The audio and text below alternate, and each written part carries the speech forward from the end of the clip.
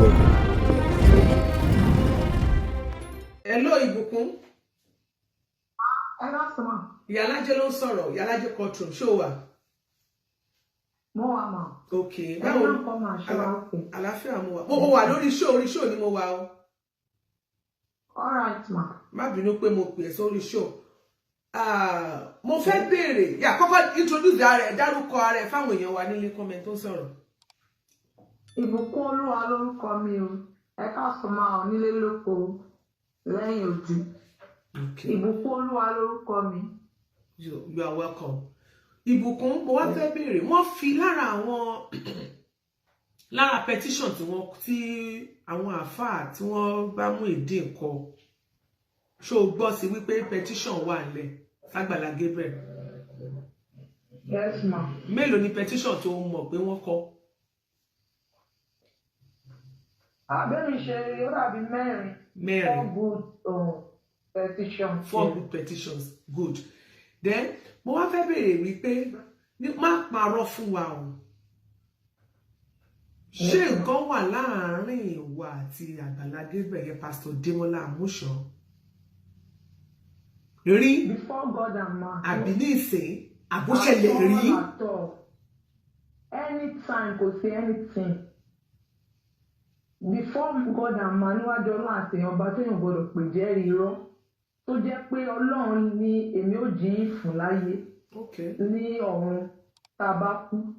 Kò sí nǹkan láàrin wa o. Ọlọ́run máa jẹ́.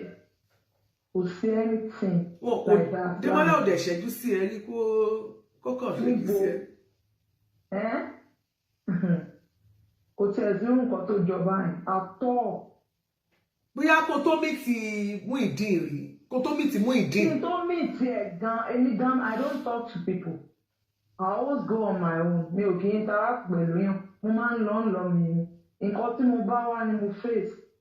The prayer that I came for, òun ni mo face. I don't even have time for anybody. Talkless of pé èèyàn lọ ń báyàn àtọ́. Òun gan-an tájọ́ pàdé gan-an ká sọ pé bóyá Ọlọ́run ló kọ wá ni. Báwo lẹ ṣe pàdé? Ṣé Pastor Gabriel ló má ṣì yín pọ̀? Ta ló má ṣì yín pọ̀? Kò sí anybody.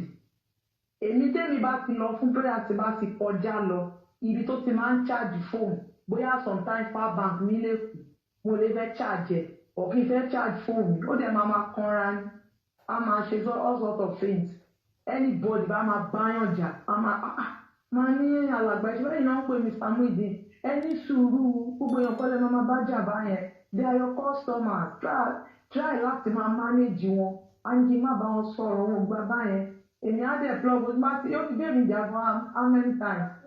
Ó ti bá mi jà fẹ́ pé ayọ̀ fóònù mi á ní tẹ́mi ìbá lè gbà báyẹn kí n sílẹ̀ kí n máa mú lọ.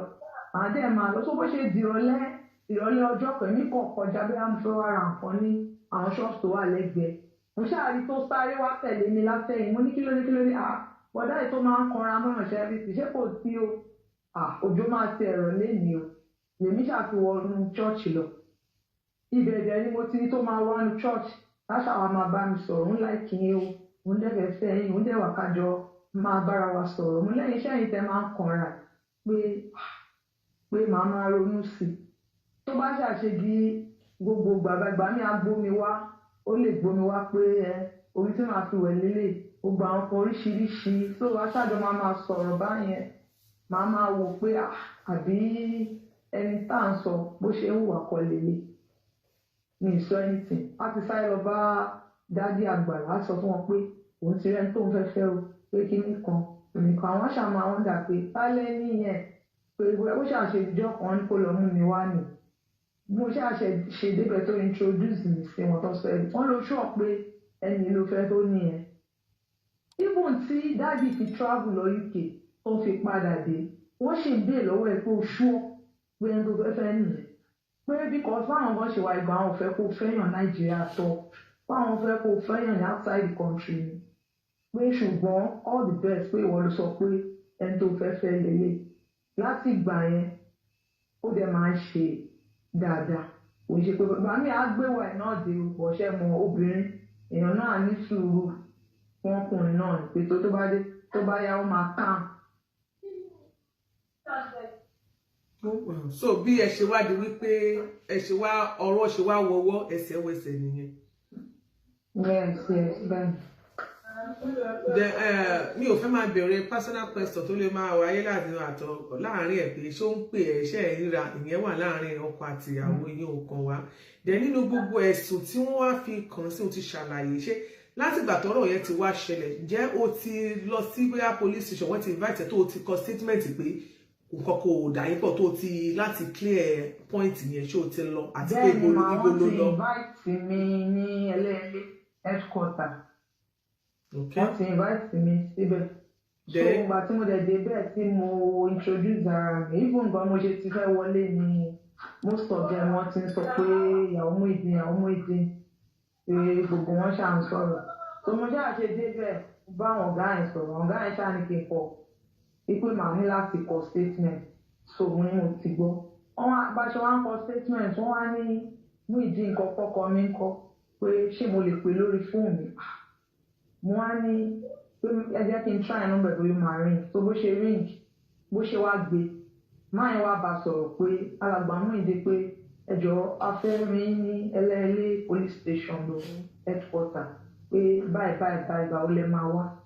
Olóòrùn òun ti jìn o pé òun sì tó sì rárá gbọ́nà oúnjẹ ọ̀nà oúnjẹ. Wọ́n láwọn fẹ́ rí ọlọ́pàá ló ń bá yín sọ̀rọ̀. The next thing tó dẹ̀ máa sọ fún wa ni pé wọ́n pe Alhaji Oríyọmí Hamzat. So I was surprised pé báwo ni wọ́n ṣe máa ń kéèyàn pé Alhaji Oríyọmí Hamzat lórí issue tó ń ṣẹlẹ̀ kí ni ìtumọ̀ yẹn? Along the line. Ìbùkún ní sùúrù náà àwọn ọlọ́pàá wọ́n ní pé kó fi fóònù ẹ kó fi pe Muyideen. So Muyideen gbé o wá gbé fóònù yẹn. Bẹ́ẹ̀ ni wọ́n á gbé fóònù yẹn fún ọlọ́pàá yẹn. Ok, so wọ́n àtọlọ́pàá wá jọ ń sọ̀rọ̀. Wọ́n á gbọ́ conversation wọ́n wá jọ ń sọ̀rọ̀. Wọ́n á gbọ́ conversation wọn tó ń sọ pé ọ̀nà òun ti jìn báyìí pé òun ò sí nítòsí fọ́nà òun jìn. So ó kọ̀ tiẹ̀ bàtà wọn tún wá rí ìdá ilẹ̀ padà. Ìgbà yẹn ló wá sọ fún ọlọ́pàá yẹn pé kọ́ pé Alhaji Oríyọmí Hamzat.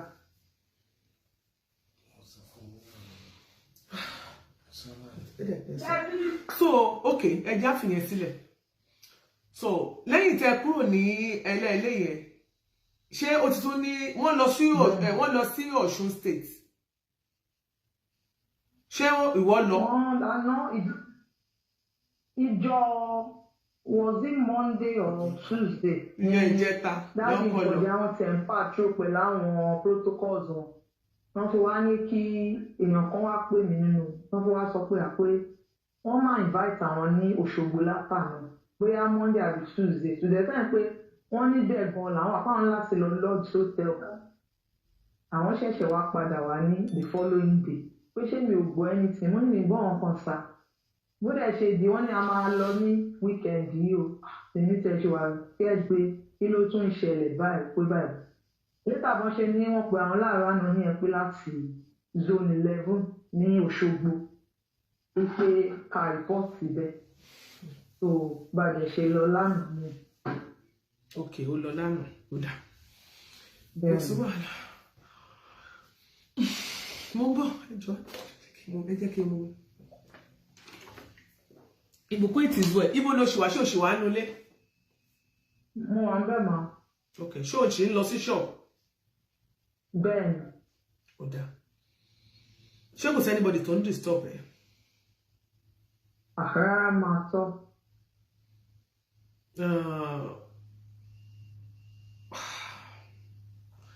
Ó dà.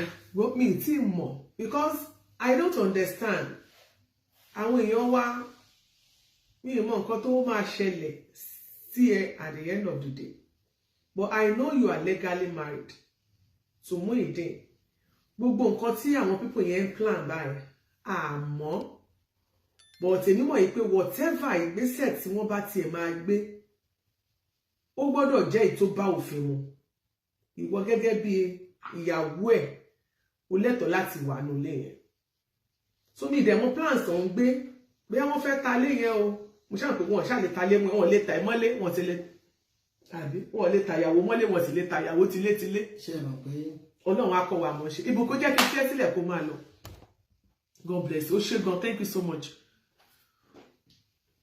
Kò ní nice day.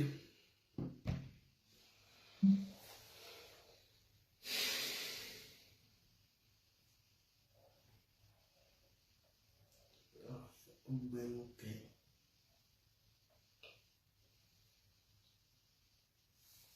Ó ga ọ.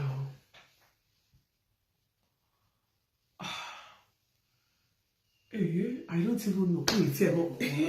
Ìmọ̀ kan tí màá sọ mú ìmọ̀ kan. Ṣé mo pé à ń sọ? Ẹnìkan ṣẹ̀ṣẹ̀ kọ́mẹ́ǹtì bẹ́ẹ̀ yẹn ni. Fúnmilọ́lá Tóyìn Coker. Ẹnìkan ṣẹ̀ṣẹ̀ kọ́mẹ́ǹtì síbẹ̀ yẹn ni wípé ìyá Alájẹ ṣe jẹ́ ká pe Alhaji Oríyọmí Hamzat. Kí ni mo sọ? Mo ní kò sí wàhálà, mo ní I will get in touch with him pé máa pe Alhaji Oríyọmí Hamzat. Àwọn tó ń sọ̀rọ̀ wípé Alhaji Oríyọmí Hamzat kò mọ̀ nípa ẹ̀. Àbí kí ni wípé ọlọ́pàá pe Muyideen? Ọlọ́pàá sọ fún Muyideen wípé kó pe Oríyọmí Hamzat kó tó mọ̀ bóyá ó máa wá àbọ̀wọ̀ ni wá.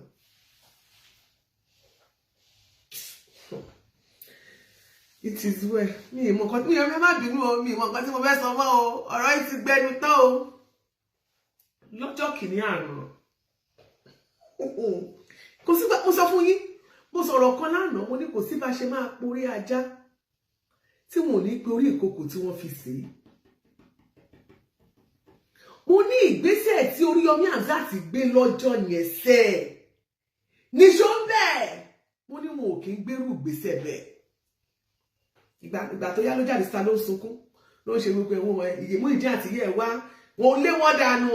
And after that ni wọ́n ṣe sọ pé kó tó gbé ìgbésẹ̀ kankan, kó tó ṣe anything, kó tó jáde, kó tó ọlọ́pàá sọ̀rọ̀, kó tó ṣe anything, kó tó wá kó Oríyọmí Hamzat kó gbàṣẹ lọ́wọ́ ẹ̀.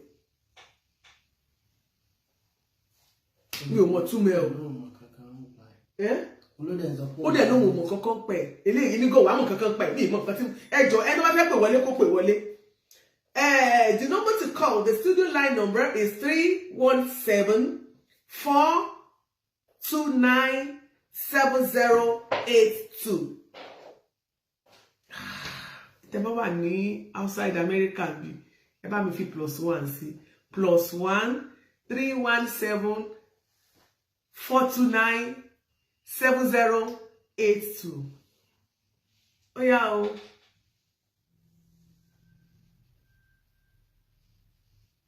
Ìyẹn náà ló ń dùn Mr. Teyos wàláì. Àwọn mastermind of ó ti yé mi of the action nìyẹn Mommy Comfort yàrá YouTube. Ẹ̀yin tẹ́ ẹ wò ṣe bẹ́ẹ̀ ní nọ́mbà mi lọ́wọ́. Ọmọ ara ṣe ṣóòkan ní àná yẹn. Ẹjọ́ ní nọ́mbà mi kó pin ẹ̀ síbẹ̀ yẹn màá lè pin náà kó tó tàpẹ̀ màá pin nọ́mbà yẹn 317-429-7082. Ìpè tí ń wọlé ẹ ló kọlà. Ọ̀blọ́ Ìyálájé. Má. Ẹ kú ètò. Ètò nìyẹn o. Ilé àtọ̀nà yín ò ní dàrú. Àmín. Ọlọ́run á gbàdúrà wa. Àmín. Ṣé rí nǹkan tí mo lè sọ lórí ọ̀rọ̀ yẹn? Number 1. Lórí ìyàwó Muyideen. Wọ́n kàn da ọmọ yẹn láàmú ni. Àwọn àfáà wa sì ló ń dà láàmú. Wọ́n sì fẹ́ báyé Muyideen jẹ́ pátápátá. Kí ni ìtumọ̀ pé kán lọ máa lọ sí police station máa lọ sí kóòtù? Kí ló dé? Ètò máa lọ ní pé ilé yẹn number 1 wọn lè rí ilé yẹn pa o.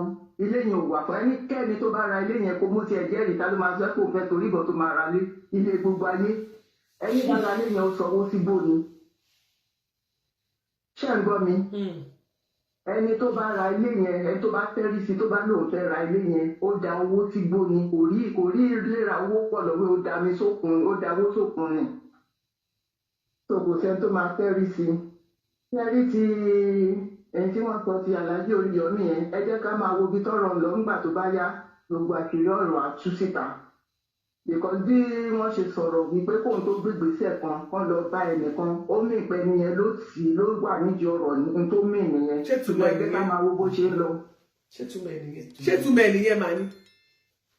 bó ṣe rí nìyẹn bí ó bá jẹ́ kí ló kàn láti máa sọ pé ẹ lọ rí Oríyọmí kóun tó wá yọjú sí yín tó bá ní kóun wá ó mì pé òun ló ti débẹ̀ bọ́yọ̀ náà ní kọ́ lọ rìpọ́ọ̀tù ẹ jẹ́ ká máa wo bí tọ́rọ̀ lọ gbogbo ẹ̀ náà ló máa yé gbọ́ wá nígbà tó bá yá àwọn ibi tó lóore. inú ẹ̀ náà ló máa fi sọ síta tó bá yá. ẹ wò ó pé. ẹ ṣe mà God ó ga o àti ẹ wò mo máa ẹ jẹ́ pin nọ́mbà o account number tá a máa fi raise owó. hello ma ìyá wa mọ́mì mò ń gbọ́ yín mà ẹ ti wọlé mò ń gbọ́ yín ọ̀rọ̀ tó wà lẹ̀ ló ń mi wà láàmì kàn lé lórí.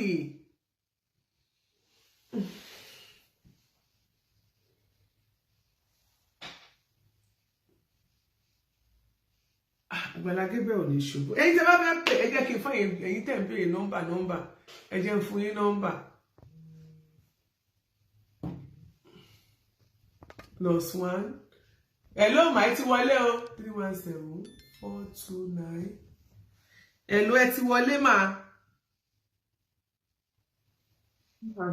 ẹ ti wọlé ẹ máa bá wa sọ̀rọ̀ ẹ ti wọlé. Ṣé wà òkè ẹ káàsán ẹ kó ètò. Ẹ káàsán ma God bless you ma. Ẹ mú ń gbọ́. Ẹ máa bá wa sọ ó rẹ̀ pé kí nẹ́tíwọ́ọ̀kì yìí ni. Ẹ má wọ̀rìn èmi náà ń gbọ́. Ṣé rí eléyìí tó yà mí lẹ́nu jù ó ní ti sáà torí yọmí yẹn. Ṣé rí máa yẹn àjọ ṣiṣẹ́ ńgbà tí mo wà ní Ondo State ni máa yẹn ọ̀gá mi ni wọ́n gbà tá a wà ní local government wọ́n sọ̀rọ̀ yẹn immediately tí kìíní yẹn ṣẹlẹ̀ ni wọ́n ti sọ wọ́n ní Oríyọmí ipò ṣàbòsí lórí ọ̀rọ̀ yẹn and téèyàn bá wá wò pẹ̀lú nǹkan tí Bùkún sọ yẹn èèyàn á rí wípé ọwọ́ Oríyọmí wà ń bẹ̀. This is Oríyọmí tí àwọn èèyàn máa lọ sí ọ̀dọ̀ ẹ̀. Àwọn èèyàn máa ń lo a week kó tó di pé wọ́n máa rí tójú. Immediately tó lọ mú ìdí ní Bódìjà. Ó lè rí Oríyọmí straight. Ẹ mọ̀ yìí pé ó ti ní ọwọ́ kan àbòsí. Ṣé rí Oríyọmí ti ní màálé ìpinnu, ó ti ní Àgbàlá Gabriel sínú tipẹ́tipẹ́. Ó ti ní sínú. And ṣé rí alábòsí ò lè lẹ́ni ire alábòsí ò lè lẹ́ni ire ká máa ṣojú ayé Ọlọ́run máa gbé Àgbàlá Gabriel ó máa gbé lékè lágbára Ọlọ́run àtìlẹ́yìn Ọlọ́run àtìlẹ́yìn àwa èèyàn ó máa borí lágbára Ọlọ́run ẹ kú ètò. Àmín ma God bless you ma.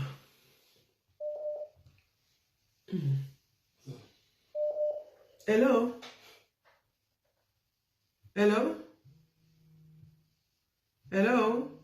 Kò connect o.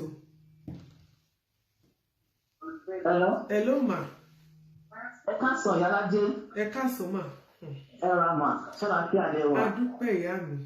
Ẹ kú ètò. Yes ma ètò ní o. Ṣé ti rí ọ̀rọ̀ Muyideen?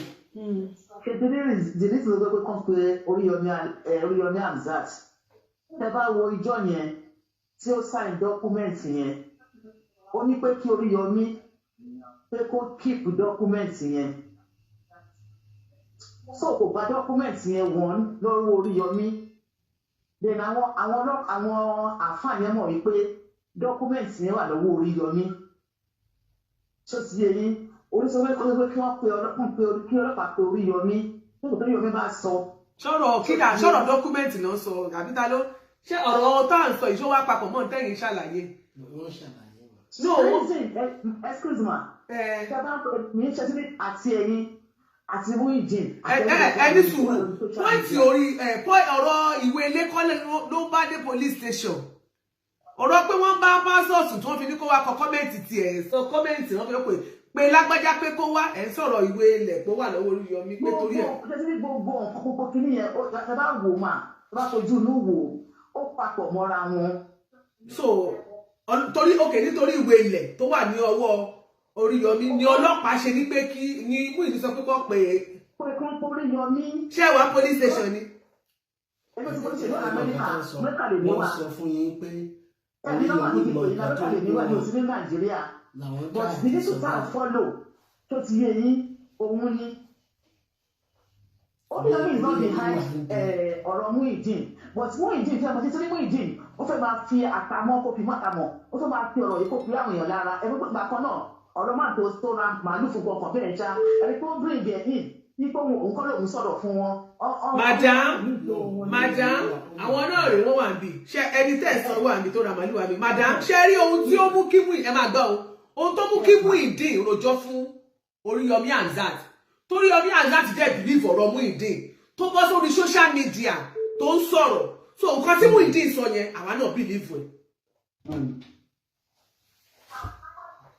Ntí Muyideen bá sọ̀rọ̀ náà ntọ́ mú ká ẹ má síkì fún náà ẹ̀dẹ̀ ẹ bá sọ pé torí ọ̀wọ̀ ẹwà bẹ́ẹ̀ pẹ́ wà police èèyàn pé torí ọ̀rọ̀ ìwé ilẹ̀ ṣé wàá jọra wọn ni.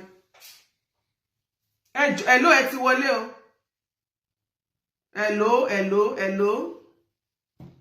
Hello ti pọ̀ jù gbogbo ẹ̀ ń wọnú ara wọn ni. Hello sá ẹ ra sà. Ẹ ti wọlé sà dáàdì wa ẹ ti wọlé sà. Network. Sá ẹ ti wọlé sà yes sir. Hello ṣé ẹ gbóhùn ohun tèmi ni kẹ́ máa gbọ́ ẹ má listen sí rédíò. Ẹ ra sà. Ṣé ti rí ọ̀rọ̀ yẹn ẹ má jẹ́ ká ṣe máa mú òkú lọ lé olóró gbọ́n Yorùbá ṣe máa ń pòwe kò sí ohun tafẹ́ ọjọ́ gẹ́gẹ́ bí nǹkan tí ìyàwó Muyideen sọ́ọ̀sì Oríyọmí ó mọ̀ nípa ẹ̀ foundation gbogbo problem rẹ̀ òun ni ẹwọ ọjọ́ tó wá lọ́jọ́ yẹn ó yẹ kó wá fún settlement ìfàpẹ́ ọ̀rọ̀ yẹn gbọ́dọ̀ dé afẹ́fẹ́ tó fi máa yanjú ẹ̀ the next thing ìwé ilẹ̀ ló wá béèrè tẹ̀gẹ́ kò believe tó Àgbàlá Gabriel máa rí ìwé yẹn mú lọ́dọ̀ ẹ̀ Ọlọ́run disappoint yẹn máa yẹn gan Ọlọ́run tó wà lẹ́yìn ẹ̀ torí bó dẹ́kun ṣe òótọ́ pẹ̀lú nǹkan tó ń ṣe ó jẹ́ kó ìwé yẹn gan mú jáde so lẹ́yìn kò sẹ́ni tó mọ ọ̀tọ́nà plan gbogbo plan wọn lẹ́yìn òun ló dóṣogbo tí gbogbo ayé fojú rí ẹ̀ pọ̀ ju gbogbo ẹ lọ ọ̀tálé o àwọn àpò àtọ́lá fẹ́ gbalé èmi náà 100,000 nínú owó lé yẹn tí mo dá o mo jẹ̀ níbi títì ẹ̀ lọ́wọ́ tap mo fi sẹ́ǹdì ẹ̀ so èmi agbówó tèmi wọ́n àpò àbá gbalé tó bá náà wọ́n fẹ́ gbalé nínú owó tèmi mo contribute sórí ilé yẹn so that's my own. Ìyàwó Muyideen òkú tiẹ̀ mọ́ àwọn kan tiẹ̀ nígbà tí èsì lórí social media òun kàn ṣáà ń ṣàlàyé ni wípé àwọn lọ police station táwọn bá bọ̀ ló ń sọ owó tiẹ̀ mọ̀ pé hello àti ẹ̀mọ́ kọ̀ọ̀ta máa gbé in fact mọ́mí Bùkọ́lá Ògúndáre ọ̀rọ̀ ẹ̀ ti domi títù sí mi lọ́kàn. Hello ma. Yes ma. Ẹjọ́ ní bó ṣe yé mi sí ṣe rí èmi ò kọ́ láìpẹ́ wọ́n ṣe máa jáde ìyàwó Muyideen ìbùkún ọmọdé yìí kò mọ nǹkan kan èmi ò bá ní pé tí wọ́n máa help ọmọdé kan help ẹ̀ kó máa bá láìbọ̀ ẹ̀ lọ kó fi Muyideen àtọ́lọ́ sílẹ̀ because wọ́n ní pé nǹkan tí Muyideen ṣe tó wáyé pé lóòótọ́ ó tọ́nà ike gbogbo nǹkan tó wà ní ọjọ́ Ọlọ́run tó but Oríyọmí Hamzat èmi ti mọ̀ from the beginning bó ni òun ni ó ti ṣe gbogbo problem all because he heard that bóyá ó ń bá Àgbàlá báyàwó òkun ló fi máa nìṣó síbẹ̀ gbogbo ẹ̀ dámádámá ṣe lẹ́yìn kìnìkan ó support ẹ̀ fún he is an evil man. The countenance, the behavior, the word that was coming out from his mouth shows like evil. Òun ló support bọ̀bọ̀ ìpẹ̀lú àwọn Muslim ẹgbẹ́ tó kù. Èmi ò bá bọ̀ ní pé ká kí everybody ká dà sí wọn lára iṣu help ìbùkún kó lọ divorce bọ̀bọ̀ ẹ̀ tó gẹ́ra tó mú pẹ̀ tó mú pẹ̀ pẹ̀lú láìpẹ́ ẹ̀ kó má máa dá àgẹ̀ because ẹ̀mí ó máa sí ẹlẹ́yẹlé. I'm telling you ó ní ṣe lọ sẹ́lẹ̀ ilé ló lọ sọ́ọ̀ṣù ó lọ sọ́ṣogbo.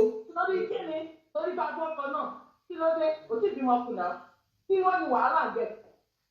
báyìí tó ti pè 3 years tó ti pè 4 years ó ṣọ̀rọ̀ ilé 10 million yìí lọ ni nǹkan tó máa ṣe tí lọ́jọ́ bá tó di 10 million lọ nǹkan tó máa ṣe fún 10 million lọ ó ní kóun gbà tó lóbi ojúmú yìí bí ìní kóun sọ̀dọ̀ bàbá ọlọ́mọ láyé ó dẹ̀ náà wò gbà kó lọ́mọ kó máa bá láìpẹ́ ẹ̀ lọ ó lọ fẹ́yàwó mi kó lọ́dọ̀ fọkọ̀ mi ó ṣe 5 million mo ní 10 million ni wọ́n lè rèézì fún wọ́n lè rèézì fún kó máa bá láìpẹ́ lọ kó lọ bá láìpẹ́ ṣe kó tó bá wù pẹ̀lú láìpẹ́ kó filé àti gbogbo ẹ̀ kó filé ẹ̀kún àwọn náà dá owó ilé náà àwọn yìí náà dá owó ilé náà wọ́n tó ní bó ṣe fẹ́ nìyẹn tó yẹ kó fẹ́ ta ní ìyẹn fún ni tó yẹ kó ó gbọ̀nà òtítọ́ láti ta ilé yẹn lóòótọ́ owó yẹn á mọ̀ lọ́wọ́ tó tí wọ́n ti gbọ̀nà tó ti ta ilé yẹn lóòótọ́ á fi ṣe dáadáa nù ní.